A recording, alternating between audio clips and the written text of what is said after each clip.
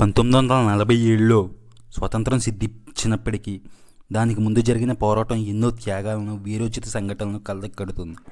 ఈ పోరాటంలో పాల్గొన్న నాయకులు బ్రిటిష్ ప్రభుత్వానికి గట్టి ఎదురుదెబ్బిచ్చారు. వారి ధైర్యం, కృషి, వ్యూహాలు బ్రిటిష్ పాలనకు కదిలించాయి. ఇప్పుడు అలాంటి విప్లవ వీరుల కథలు చూద్దాం. సుభాష్ చంద్రబోస్ ఐఎన్ఏ సైన్యంతో బ్రిటిషులకు ముప్పు తెచ్చిన సంఘటన.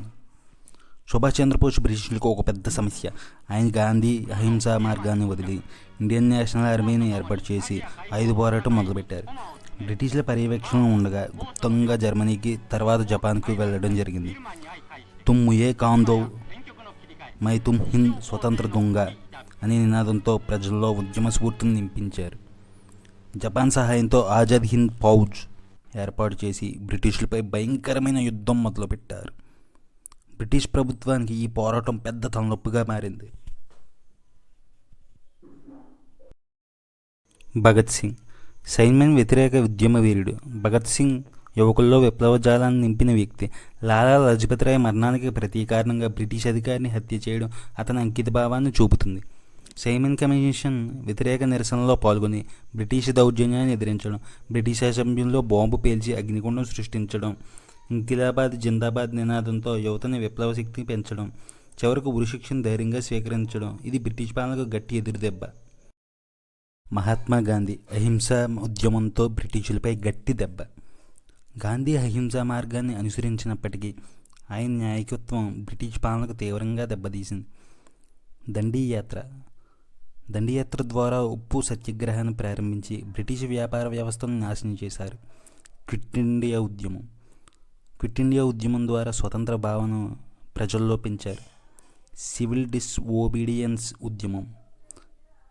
ఈ ఉద్యమం ద్వారా బ్రిటిష్ ప్రభుత్వం ఉక్కిరిబిక్కిరి అయ్యేలా చేశారు. అనేక సార్లు జైల్లో ఉన్న ఆయన ప్రభావం భారత స్వతంత్ర పోరాటంపై ఏమాత్రం తగ్గకుండా చేశారు. చంద్రశేఖర్ ఆజాద్ చివరి క్షణం వరకు బ్రిటిషులకు చిక్కన వీరుడు. ఆజాద్ బ్రిటిష్ పోలీసులకు పెద్ద తలనొప్పి. విప్లవ పోరాటంతో భగత్ సింగ్, రాజ్గురు, సుఖ్దేవ్తో కలిసి పనిచేశారు. బ్రిటిష్ ప్రభుత్వం పట్టుపడలేని ఒక వ్యక్తిగా పేరు గడించారు. చివరి వరకు పోరాడి తన బ్రిటిషుల చేతిలో పట్టుబడకుండా తానే కాల్చుకొని మరణించడం ఇది బ్రిటిషులకు పెద్ద ఎదురుదెబ్బగా నిలిచింది. సర్దార్ వల్లభాయ్ పటేల్ దేశాన్ని ఐక్యం చేసిన నేత. వల్లభాయ్ పటేల్ స్వతంత్ర పోరాటం తర్వాత భారతదేశ ఐక్యత కోసం బ్రిటిషులతో పెద్ద యుద్ధమే నడిపారు. రజవాడా సంస్థలకు కలుపుతూ దేశాన్ని విభజన నుంచి కాపాడాడు. పోలీసుల యాక్షన్ ద్వారా హైదరాబాద్ని భారతదేశంలో విలీనం చేయడం, దేశ సమగ్రత కోసం తన అంతులేని కృషి బ్రిటిషుల తీరును పూర్తిగా మార్చివేసింది. ఈ మహానాయకులు ధైర్య సాహసాలతో భారతదేశం స్వతంత్రం సాధించింది. వారి త్యాగం, పట్టుదల మనకి ఇప్పటికీ స్ఫూర్తినిస్తుంది. వీరి పోరాటం వల్లే మనం స్వేచ్ఛగా జీవిస్తున్నాం. జై హింద్. భారత స్వతంత్ర సమరయోధులకు జోహార్లు.